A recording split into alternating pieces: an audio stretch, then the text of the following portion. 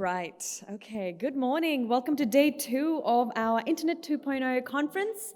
I hope you all are rested and revitalized for our day 2 of sessions. We've got one more day to go tomorrow, so yay. All right, just a reminder that please do post about our amazing conference and do use the hashtag Internet2Conf. All right, so we are going to begin. Our first session is, anyone know the topic? Anyone want to guess the topic? No worries. Breaking through the boys club, inspiring women in tech. And who will be discussing it? A panel of boss ladies. Our panelists are Jannatul Fardous, who is a partner technology strategist at Microsoft Bangladesh. We've got Priya Kanduri, who's going to be the moderator, CTO of Happiest Minds Technology. Zainab Alamin, VP of Digital Transformation and Sustainability at Microsoft, and Prateeksha Tomar, Senior UX Designer at Headquarters. Ladies and gentlemen, let's welcome them on stage. Good morning. Can you hear me all right? Yes. Thank you. Thank you for the introductions. Morning, everyone. My name is Priya Kanduri. I'm the CTO and Head of Cybersecurity Service Line with Happiest Minds. Happiest Minds is a digital services enterprise services company based out of Bangalore, India. And then, of course, we do have operations at multiple countries across the globe.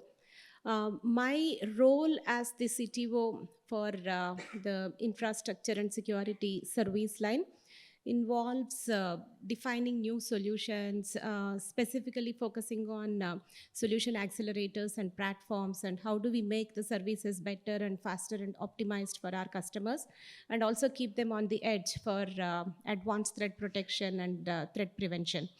That's what I do. I've been in the industry specifically dealing with various cybersecurity and threat defense technologies for over 20 years now. I have worked with some of the large enterprises across the globe based out of US and UK and presently in India. That's my background. Really glad to be here. Once again, very good morning to all of you. Can I ask you all to briefly introduce yourselves before we get into the real topic of how we are all here, breaking supposedly into the boys club? So, okay, let me start. My name is Zainab Alamin. I'm the VP of Digital Transformation and Sustainability at Microsoft, Saudi Arabia. My role is to drive the national agenda for digital transformation and work with our partners, customers, and regulators, the government, to drive sustainability agenda. There is huge potential in Saudi Arabia with Vision 2030 and with the transformation. And with the commitment to be carbon neutral by 2060. And the role of technology is really huge in that. So my role is to make sure that technology is there, works hand in hand with everyone, and enable them to reach their sustainability goals. Before that, I worked in the health sector, driving digital transformation in the health sector from a digital perspective, from a quality perspective, and in multiple positions with startups, with one of the newly established entities called Munshaat, driving as well Vision 2030 by supporting small and medium enterprises. And it's really great to be here with all of you. I have more than 19 years of experience and passionate about sustainability and empowering women in general and in tech specifically. Great to be here with all of you. Great woman. Thank you. Prateeksha? Yeah. Thank you, Priya. My name is Prateeksha. I'm a senior UX researcher and a product designer at Headquarters, Singapore. So Headquarters is a startup which works on getting Web3 organizations running their business online, transfers and charts of accounts, dashboards. So in a way, we help them manage their finances. So the product is about how they can do multi-transfers, how they can track their transfers, audit them, and then also about how they can get some insights on how their organization is doing. So I lead the design front. That means that I take care of the entire UX. And in short, we are trying to simplify Web3 for all of us. And also, I take care of the entire product design. And before this, I was in edtech space. I've been working in edtech space from, I guess, for like 5 years. I start my career like in India with a very small startup which was into virtual learning. And then I moved to Singapore and joined another startup which was about AI tutoring and AI assessment through conversational AI. And then I moved to fintech space. And I'm really excited to be here and very happy to share this stage with all these lovely ladies. And yeah, thank you so much. I'll just pass it on to you. So my name is Jannatul Fardous. I'm technical strategist coming all the way from Bangladesh. I work for Microsoft there. So Bangladesh is a country of great opportunities, if I say, in terms of digital transformation, and people are looking into different forms of investment and ways that they can transform their organization. So my role is mostly with the solution partners to enable them and work with their skill sets to bring the right solution in the market, whatever the market needs. And yeah, one of the concerns is definitely data and AI, then security. All of these are still, I can say, that talk of the town or talk of the country in Bangladesh. So if anybody wants to connect, happy to connect and happy to explore. Thank you.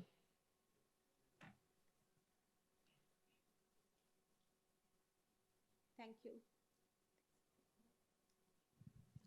Thank you. Thank you everyone for the introductions. And as you can all see, we have a very diverse panel here, women leaders representing various aspects of tech, not just tech, but then various geographies as well. We have Poppy from Bangladesh, and then you are from Prateeksha from Singapore, and we also have Zainab from Saudi Arabia. One question, or at least the first topic that I want to discuss is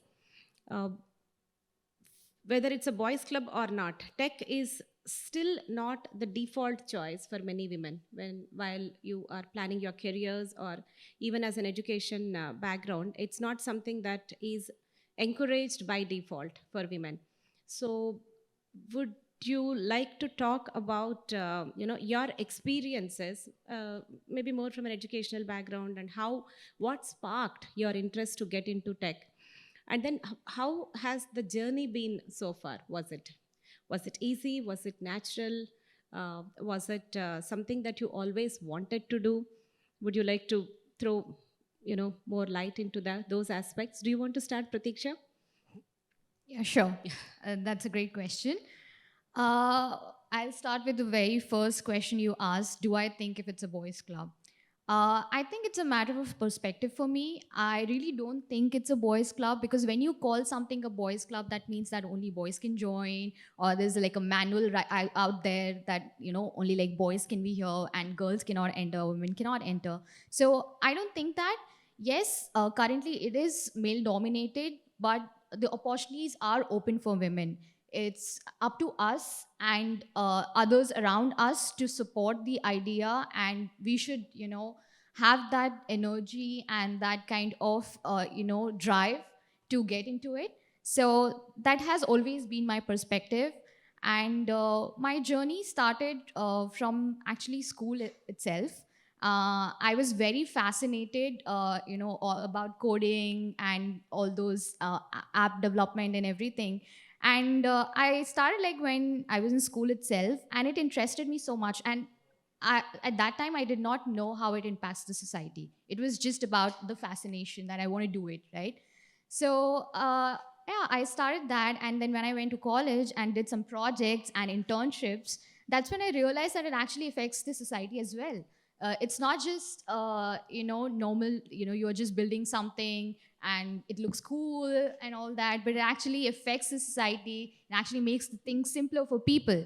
And that's what motivated me to be there. So maybe started because of the fascination, but kept going because I could see that it is helping people out there. And that's the whole reason I moved to UX research and UX design and product design, because I could relate, and I mean, I would say that I was more concerned that how product affects user.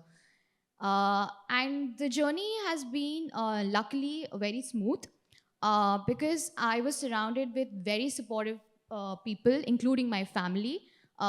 They always wanted me to do something which is not done in the family before. So maybe I am one of the first engineers from the family, right? So they were always very supportive. I mean, I didn't see that gender stereotype at my home that you should be taking these kind of courses because they are meant for women. uh, I mean, you can go for STEM, but means like science, technology, engineering, maths, you can go for that.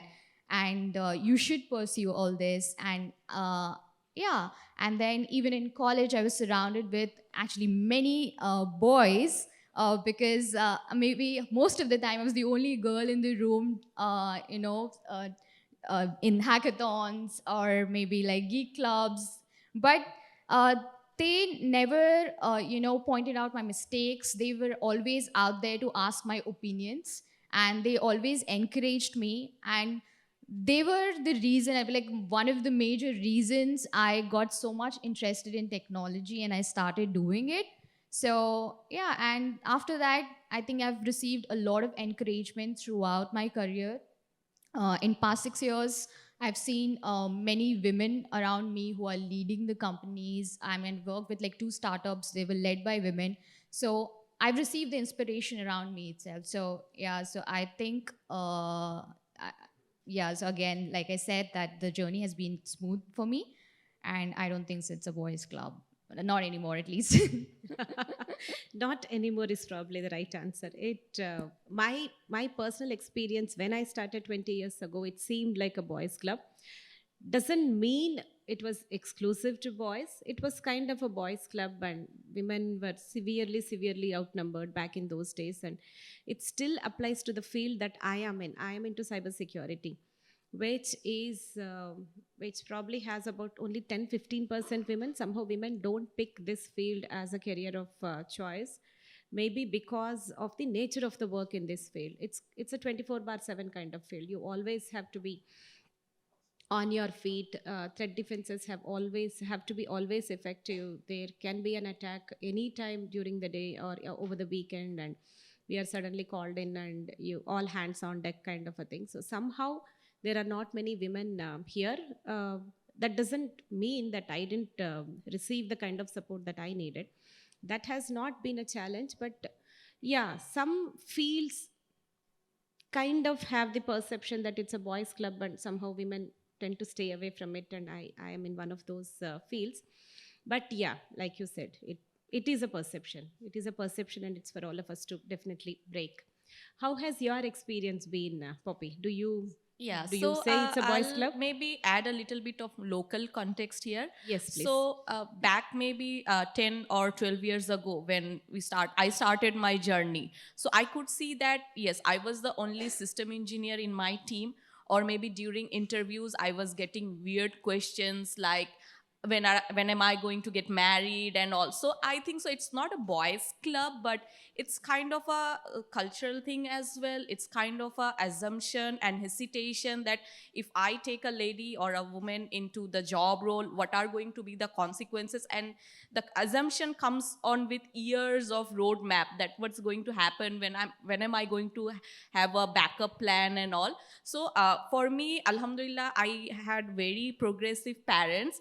At that time, women were supposed to get into medical colleges, and boys were supposed to get into engineering. So but my parents were very supportive, so that helped me a lot. So I would say that this starts from family, definitely. Now if I look into the generation, every girl or woman, they are getting proper education. So there is no lack of education. Even government is taking a lot of initiatives. But still, when I go to different organizations, even meetings, I don't see a single CISO in the board. I don't see a single CIO in the board who is woman. But when we ask these questions, that why don't you have enough women in your CXO seats or even your team, it's just that nobody has an answer. But they are not negative, they are not disrespectful. but the assumptions are kind of, I would say, impacting in these factors. What's your take on this, Zainab? I think I would like to bring my experience from two different worlds. Please. I went to university at King Saud University in Riyadh back when, I mean, I'm only 21 years old, but that was back in 19... We are all 21 on the stage here. Yeah. So back in 1995, I went to King Saud University, and the whole cohort was about 70 people, 70 women in computer science. 30 of them only graduate because some of them realize that's not for them. So, and then I studied there for 2 years. Then I moved to Canada, University of Manitoba, similar time, so it's good comparison. The cohort was 200 people. How many women were in that cohort? Can you give a guess? Only 3. I was the third. 200 people, all of them graduate, only 3 women. That's then. So in Saudi Arabia, we started early getting women into, we never had issues with women going into STEM or in computer science in terms of numbers, and they graduate and they go to the work field. Now, when you look at the leadership positions in technology, I completed my education, I started going to workplace, I'm always the only, it's familiar to me what she said, the only woman in the room. And I got used to that. And more I see more women in the room. We don't see women in the leadership roles in technology, which is really a gap. But in terms of numbers, we have a lot of bright young women, interns, students, and also women engineers and in the different fields. I think there is maybe a glass ceiling in some organizations, but there is a lot of support with Vision 2030 in Saudi Arabia, supporting and pushing women to be in every sector. Before in Saudi, we were not working, for example, for most of the private sector. Now it's open for women. So that's where a lot of women are seen. And the quality of women in tech, because I led both men and women, and nothing against men, nothing against boys. It's they're great, but you see the hunger in the girls much more than the boys because they have the opportunity. They don't feel like they need to prove anything. But when you have a woman in your team, that's another dimension where they're hungry to prove. They want to show their support. In terms of startups, which is very interesting because I worked at Small and Medium Enterprise General Authority, and we were looking at the number of women who own their own startups in general and in technology. And the number was 10%. And we thought that number was inflated because of the regulations. If you are a government employee, you cannot own a private company or you cannot have your own startup. So we thought that the number is much lower, and it was. But during the past 5 years, with a lot of regulations changes and a lot of support for startups, and those type of mistakes are not there anymore, the number of Saudi female who owns their own startups in technology have increased significantly. That outnumbers those percentage in Europe. It's 28%. That's the percentage of women in technology who are founders who have their own startups. And that number increased during the past 2 years significantly. So the opportunity is huge, and I don't think it's going to be a boys' club anymore. We have a lot of allies, male allies, and a lot of great women founders in technology and great women leaders. And we need to continue to show the value that we bring to the table. Definitely. And I think 28% is a really good number. Is why I'm sure it's a better ratio compared to not just European firms, even probably many countries in Asia. Why do you think is that? What is encouraging or what is creating that supporting environment in Saudi for women entrepreneurs? Yeah. So first, because we didn't have any issues with women in tech in terms of number. So that was there. And there has been a lot of support and investments in the startup ecosystem. It's only happened recently in the past 5 years. So the establishment of different entities that support startups, different accelerators, bringing international accelerators as well, the regulation, easing the regulation. And we're looking at Saudi and non-Saudi. So now in Saudi Arabia, if you start your startup, you are treated and you register it in Saudi. It's similar treatment for Saudis and non-Saudis. So that also incorporated to create that vibe and support the environment. 28% is very big number. It's not 28% is a absolutely. very encouraging number for sure. Yeah, absolutely. We aspire for more. We aspire for 50%, but but still, I that's think a you all pretty need to talk more about it on public platforms, and the world needs to know the kind of transformation that is happening and is going to continue to happen in the Middle East and the Gulf countries, because some of these stats are not very well known. It'll be good for everybody to know more about these statistics. Do you think or in your experience, is there similar encouragement for women entrepreneurs where you come from? So in Bangladesh, yes, Yes. women entrepreneurs are now emerging and with the great ideas, and that's where we get to see the women leaders in the tech industry. But when comes to mostly non-entrepreneurs, like who are kind of trying to thrive with a job role or something, it's very hard for them to get to that leadership stage. So that's what I see in Bangladesh as well, that entrepreneurs with great ideas, tech or non-tech, because now every business is ultimately tech driven at the back end, definitely. So there are women, but still the percentage is not as 28%, because I'm really surprised to, with that percentage Yeah. number. I'll share you one experience. Maybe last 2-3 months back, we had a customer event and I was kind of speaking at the stage on the topic. And when I looked into the audiences, it was really, we had 260 people at that conference and only one lady was there. That was me on the stage. So that is the percentage still we are talking about in Bangladesh when it comes to any IT conference even. So I don't think so that it's very similar than Saudi, but the education is there. The parents now are very progressive. I don't know what happens in future. We definitely want to see more women take in leadership, not just as an entrepreneur or just as a mid-management, but in leadership. But Priya, I do have a question for you, because since you have been in the industry for like more than 20 years, why do you think that there are not, enough women leaders in the industry? Yeah. I can talk from my experience, definitely. Like I said, I worked in the UK for a very long time. I've interacted a lot with customers and enterprises in the US. Now I'm based out of India. One good feeling about being in India or working out of India is that I do see a lot of fellow tech women in India compared to even Europe and US. When I go to conferences or meetings, I see very, very less women in the Western world compared to how it is in Asia, not just India, but Singapore and Thailand and Australia and some of these countries. And I come here a lot, Dubai and Oman. I do see a lot more women here compared to the Western world, which is not the general perception that we carry.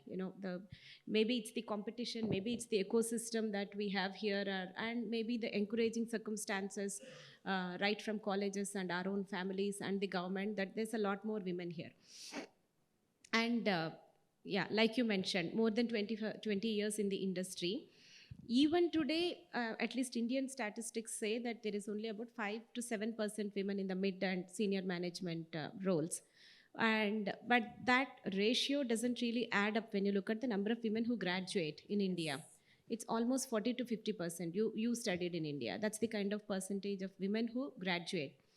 But then there are various reasons. I still see today in my own teams women, very very talented women coming and telling me that they are having to take a break, or they don't want to pursue senior or challenging roles, or roles that involve travel, roles that don't have fixed timings, which is what leadership roles are all about. Senior roles, the job description is not really fixed. And I recently had one mid-level manager, a leader, who can really be a very good leader if she pursues her career. She is having to drop out because her husband is moving to the UK, and then because of family reasons, she's going to accompany him. She's not really sure. And even I'm not really sure if she can start her career where she's taking a pause in India, you will have to compromise on the kind of role that you're going to play.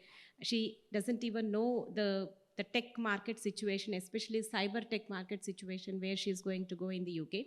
That's just one example. There are many factors that kind of put brakes for women in their career, and it takes a lot of self motivation and pursuance and perseverance to stick to your course. And it's not really for everybody, because we don't network enough. Many women don't even have LinkedIn accounts, are active on social media. We don't network enough, we don't compare notes enough.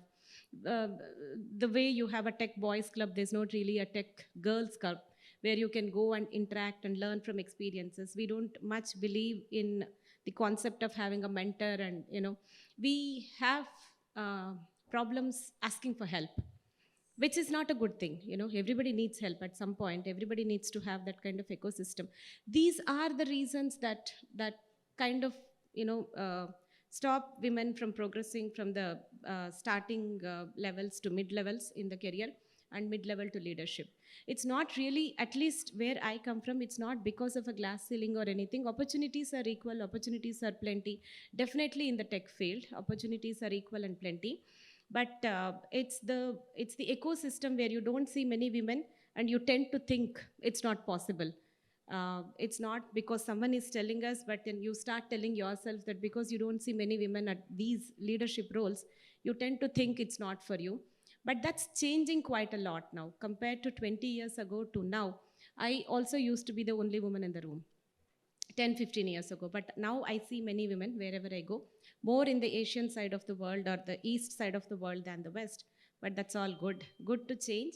It's going to get better. I mean, the next generation, I'm sure, will see equal numbers in a conference room like this. Yeah, I just wanted to add something Yes, to yeah, it. yeah. Yeah, so you were mentioning that we don't have mentors around, and there's nobody, like there's no club where we can go and talk, right? But I think there is some lack of awareness as well, because I've seen there's something called Girls Who Code like a girl, and there are so many hackathons which happen only for girls. And in Singapore, I've seen every year there's a global event, like accelerator program, where they encourage all the women in leadership roles to come and represent their startups and everything. But not many people know about these things, even if there are things, but they don't know because they're not aware of it. So I think uh, as women, or maybe like men, we should go around and spread this awareness. We should tell them that there are organizations like these, clubs like these, which they can join and get mentorship, right? Yeah, so that's just wanted to add that. I would like to add to this great discussion that, I read a study in Harvard Business Review that for women specifically, I mean, for anyone to progress really quickly in an organization, you need to have a sponsor, especially for women. Yes, sponsor, mentor. Yeah, and that sponsor is the one that supports you and holds your hand and like cheer you up, you're doing good, and give you feedback and mentor you, and also support you in the discussions that you're not part of. And as you mentioned, Priya, part of what we have as a woman, sometimes you have to take some, in certain time of your career, you have to take time off to take care of the family, whether they are elderly or babies, you're starting your family, and that maybe takes from the experience of a woman compared to her colleague. But then once she's back, then she's there 100%, and that's why you need a sponsor to show that. Because that takes away as well from the confidence of the lady. Am I good enough? I'm rusty and I need to, pick up. So you need that sponsor and that support and that mentor to tell you that you are doing great and you are. And I see a lot of bright women who have the knowledge, but they're scared to show it. So it's about leaning in, supporting each other, and there are a lot of great allies, men allies around us that we need to tap into. Yes, there are great allies, not just women, men as well. It's just about being open to ask for help, to learn from others' experiences, and kind of not take it personal but stay on course, which is where um, we lack. I mean, women don't do enough, once again, because maybe they don't see enough examples around. you need to have that confidence that you can do it. You should be able to see many people around you, and that doesn't always happen. That's probably one of the reasons that could be hurting women to progress. But now it's changing. On the entrepreneurs topic, we do have many. Again, I'm really impressed with the 28% that you mentioned in tech, because in India we do have many entrepreneurs, but not this kind of percentages in tech. Women entrepreneurs in tech are less compared to non-tech, which is also good. I mean, there are lots of entrepreneurs in the non-tech areas doing really well, but tech percentages are less, and that's something that needs to be analyzed, definitely. Or along the same lines, we did touch upon it, but I wanted to learn more from you about. We just talked about, having examples and role models around, and that kind of tells you that you can do it. If you see others doing it, it gives you the confidence that you can do it, and that also helps you to decide or chart out your course. How about you? You have had experiences, or who have been your role models, these some of the women that you worked with, who inspired you and made you think it's possible? Yeah. So till now, I worked with like 4 startups, and out of 4, 3 of them were like led by women. And I'm not saying like only them. I mean, they were they were one of the co-founders.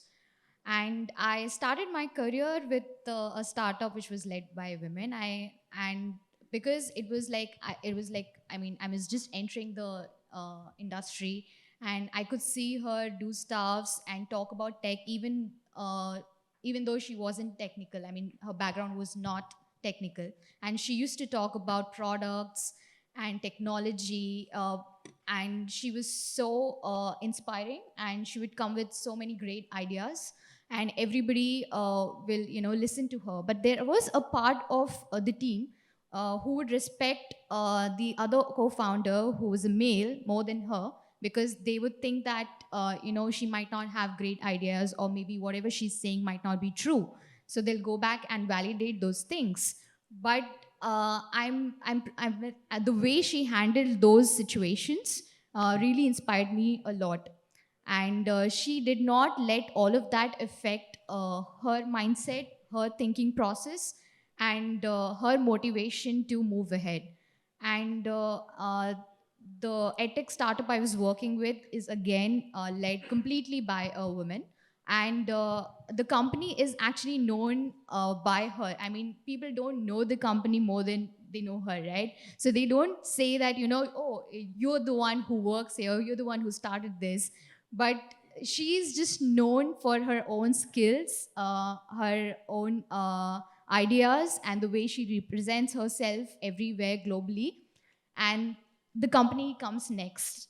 So, I mean, the kind of command and the power she holds, and the way she, runs the entire organization is very inspiring.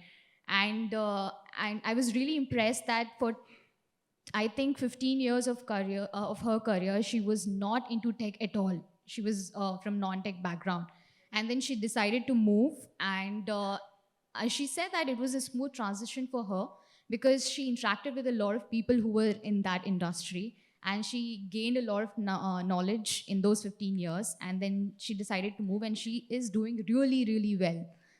And the current company where I'm working at headquarters is again led by a woman. Uh, and she is in the fintech space from past 20 years.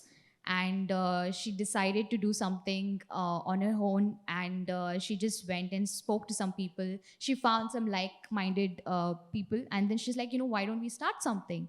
So it's not that, I mean, seeing these examples, seeing these women around you, it makes me feel that if I want to do something, if I want to start something of my own, or if I want to assume a leadership role, I don't have to think twice, or doubt myself.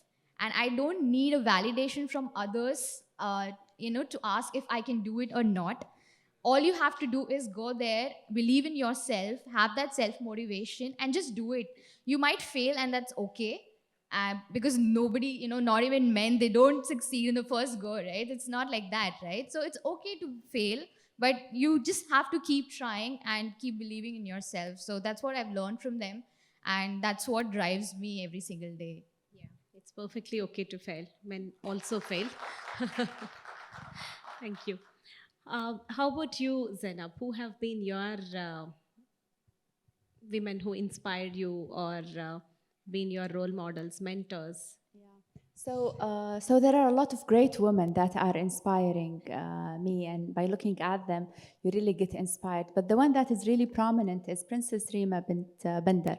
She's the Saudi, not in tech, but she's the Saudi ambassador for Saudi Arabia in the United States. So the United States is the most, those relationships are the most strategic and important between the two countries, and it's led by a woman. And the way that she is taking it, approaching it in her own style, that's very inspiring, very humble, down to earth, driving initiatives and close to people, talking to all of those politicians. I find that really inspiring. We also at Microsoft has Women in Tech program with a lot of great women. So just by looking at other women in the company, and we have a CVP for sustainability who's leading sustainability reporting from the senior top management, recently joined the company 7 months ago. And just by looking at, if she can do it, then I can do it. That's the type of mentality that we all have to have, and you get inspiration from everyone, whether they are very much, the thing is that I think all of us have to learn from all people at different levels, whether they are at a really senior leadership position or starting their career. There is something that they can share, whether it's resiliency, whether it's humbleness, whether their approach and what they give is truly inspiring, and that inspired me to also share with my team. When I walk in the office, the people around me tell me, you bring a positive energy. We feel comfortable coming to the office. We feel comfortable talking to you. We feel energetic. And that in itself makes me even more motivated to show that. You're definitely bringing a lot of positive energy on the stage right now. Thank you. And how about you, Poppy? Your experiences, someone who inspired you, motivated you, and in what way? So I would say my initial inspiration or everything to me was my mother.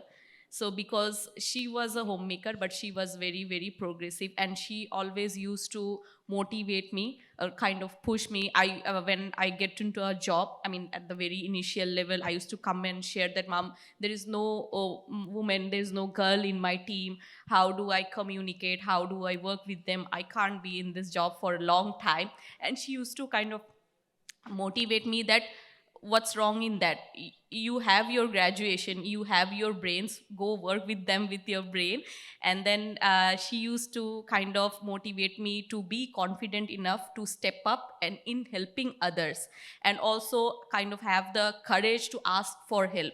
So every time when I used to come from work and share with her that, Mom, today I met a leader, she's a woman and she is leading this organization and all. So she used to motivate me more that, okay, one day you have to take that role and you have to be confident enough in helping others as well. So do that and go with it. So that's I would say my mother was my inspiration. That's really good to know. And I'm sure in some way or the other, families have always been our first inspiration. Because like I said, from my own examples where women had to put a break or a pause in their careers, family has a huge role to play. Somebody who is with you, always believing in you, is very, very important. Not just for a woman, even for a man. It's very important, but in some shape or form, it just comes by default to a man, but not always to a woman. But family inspiration is where it definitely all starts. And like you said, women at all levels that we interact with are major source of inspiration. I get inspired from some of these very ambitious women who report into me, who come and tell me, no, we are doing this, that go-getter attitude. That also inspires me on a day-to-day basis. My peers and some of the fantastic women managers that I had in my career, they all kind of opened the doors and showed the possibilities and kind of made sure that I I never took a pause in my career, or showing the possibilities, what is doable, and kind of sky is the limit kind of attitude. And some of the fantastic men managers that I had as well, supervisors that I had, have also been great source of inspiration. Definitely, it's all in the ecosystem for sure. And along the lines, I had one question. We were just talking about some time back we were talking about why there are good number of women graduates, but then that is not necessarily translating into the leadership roles. In your experience, have you I'm looking more from the regional and geographical aspects here. What do you see are the road blockers, and more so, what is it that the employers as well as maybe even the government should be doing differently to encourage those numbers? Do you think enough is happening in that space? More should be happening? How do we balance those equations? Do you want to start, Zainab? Sure. You want to go? So we're talking about government, and also in Bangladesh, I see it's one of the government taking a lot of steps. We have quota for women jobs, and we have quota in universities and education institutes and everywhere. But what I feel is that it's not a blocker, but it's the ecosystem, like you said, it's the mindset. Even for us, sometimes women, we need to prioritize over work, over family, what we are going to choose when we are traveling or having a meeting. So I had this colleague from my previous organization. During my tenure with that company, she was having one single position or role, and every time she was offered an promotion, she used to reject that, saying that I don't have enough bandwidth to take on to that role. So that's something she was prioritizing every time she was maybe considering her family responsibilities. And also it's sometimes we are also blocking ourselves, and maybe sometimes the ecosystem or the environment is also not helping. That's what I feel. It's not always the government or family, or maybe men are doing something that's not helping. It's also us. Yeah. Would you like to add to that? Yeah, Zainab? so I think there are a lot that need to be done. For example, in Saudi Arabia, there are a lot of programs that supports women in leadership, a lot of training that is happening by and networking that is led by Ministry of Communication and Princess Noura University and multiple entities that are finding women and then putting them into leadership training programs and increasing their visibility and support.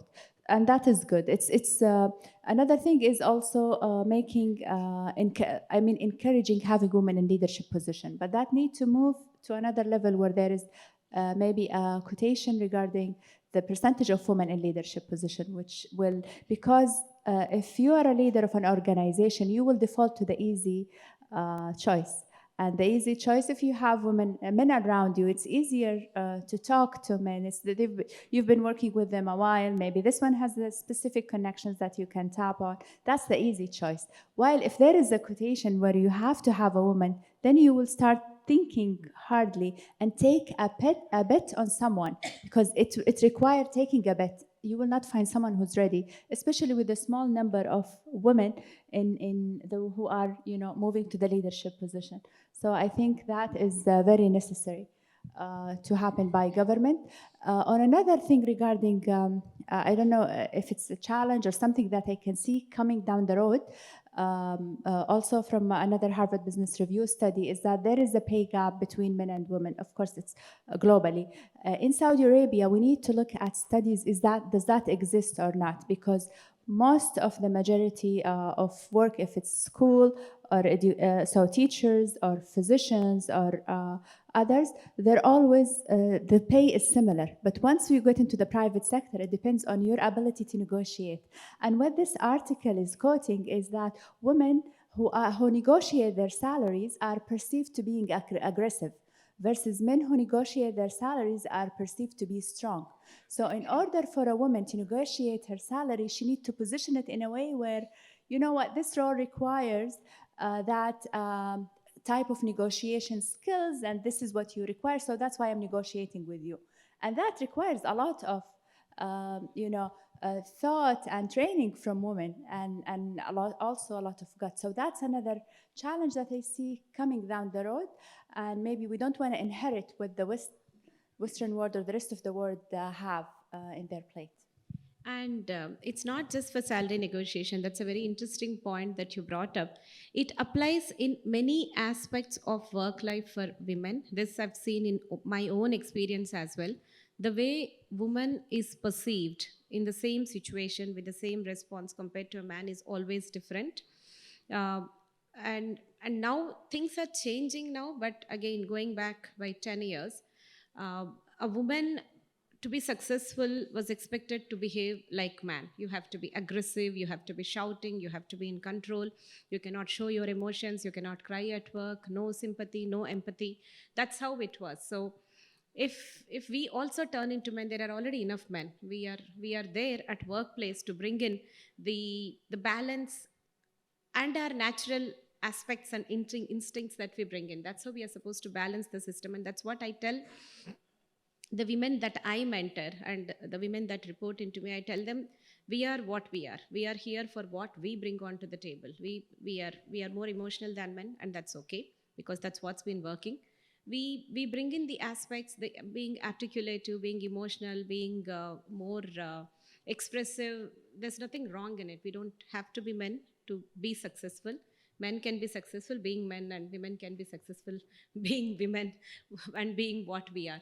Like you said, yeah, some of these aspects can be seen as aggressive for women. That mentality also takes a lot of time to change, but then one way for the change to happen is for us to start believing in that, you know, we don't have to be meant to be successful, or we don't have to be meant to make our mark in the field. We have to continue to be what we are and make sure the rest of the ecosystem falls in line, definitely. Now that brings to the last round of our panel discussion. What's next for, what's your advice to those aspiring women in tech, in the tech as well as non-tech aspects, because that has to come together for everybody to be successful. So what's your advice if you have to say top 3 things?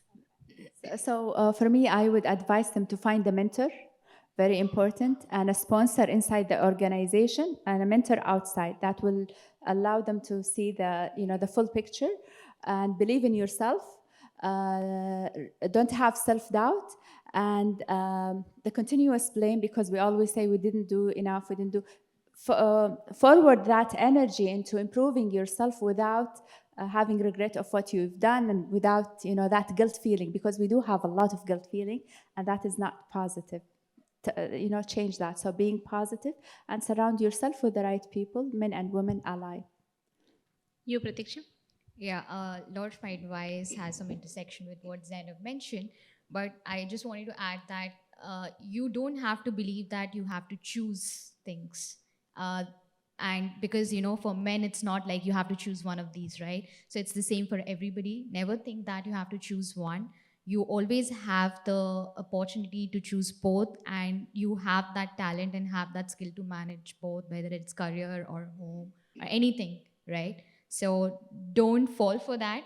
And another thing I want to add is whenever you feel that you are failing, go and talk to people. See around you, see examples around you, people who have failed, go talk to them. Understand that how they cope up. Don't assume that if you have failed and that's the end of it. And don't feel that people will judge you for that. That just because you're a woman and you failed, and you were meant to fail. You don't feel that. So go and talk to people, and because I've done it myself and it actually works. So yeah, that's it for me. You, So Poppy? for me, I think that having courage is the first thing. It's not courage about asking help, even offering the help. And when I say offering help, it's first of all offering the exact or the appropriate help to ourselves.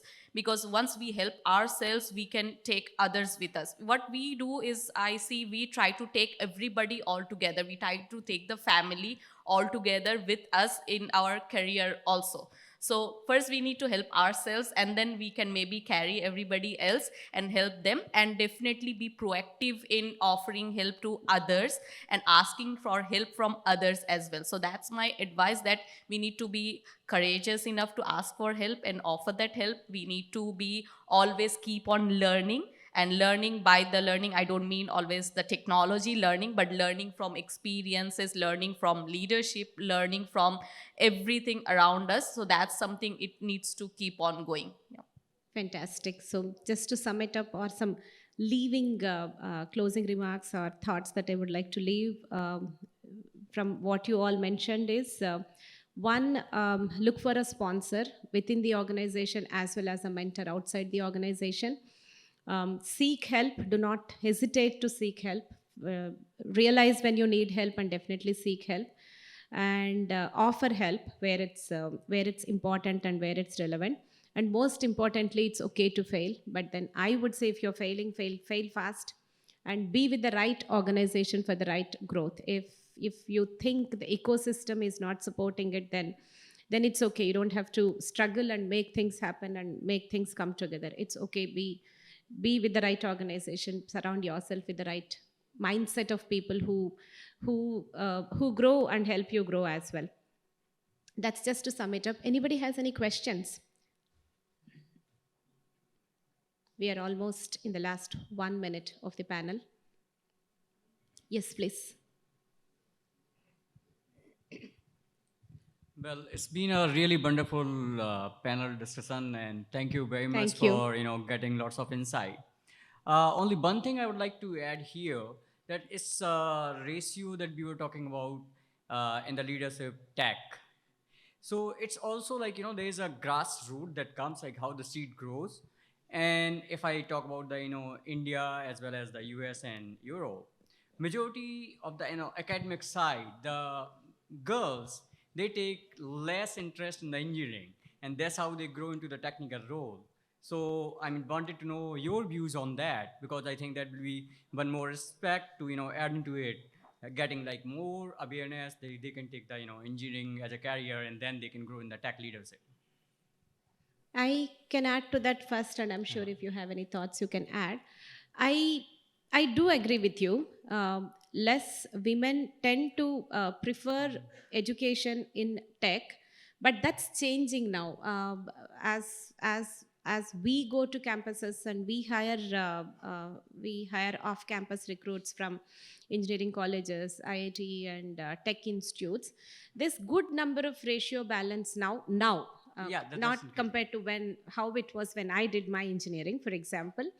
That balance is bridging. But the other aspect of leadership that I was specifically talking about was even though less in ratios in colleges and institutes, why is that ratio not translating to leadership roles? For example, if it's not 50-50, even if it's 30-70, why don't we see 30-70 in leadership roles? And why is that translation not happening? But yeah, women tend to not take tech as the first choice of preference, which is changing now. And that's where I think that encouragement also has to happen. Like we said, from families, that encouragement needs to come in, that mathematics is meant for you, chemistry and physics are meant for you, which doesn't happen by default. Right. Yeah. Thank you for insight. Thank you. Any other questions from audience? Yes, please. Hi, good morning all. I am Sanjay Morning. Bhaskar, founder and director of Assembly Technology. So I'm not asking a question, I'm just going to tell our story over here. Yes, so, please. We are a 4 founder, and out of 4 founder, 2 are women only with us. And they are handling our key department like a finance and delivery management. So we know that no one like a women can manage a better finance. Like in a house, if we are giving us some money for day-to-day use, even from them, they are like saving a lot of money over there. So we have a right woman who is handling our finance, and we say it's our finance minister in our organization. And similar way, whenever we are delivering a technology solution for our customers, we have a delivery lead as a co-founder, and she is taking care of all the quality assurance of that particular thing.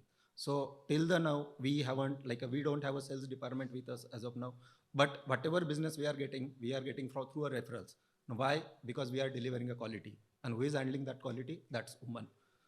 So it's proud for us. We are a four partner, two are women, two are men, and we are driving our organization in a very well way. So Your that's good it. name, please? Sanjay Taskar. Hi, Sanjay. Thank you so much for sharing your experience. Very, very inspirational. Thank you so much. Thank you. Any other questions? Thank you so much for being with us today, this morning. Thank you so much. And thank you so much for all of you. Thank you. Thank very, you. very inspirational for me as well. Thank you. Thank you, ladies. That was wonderful. No problem. Just a photo together.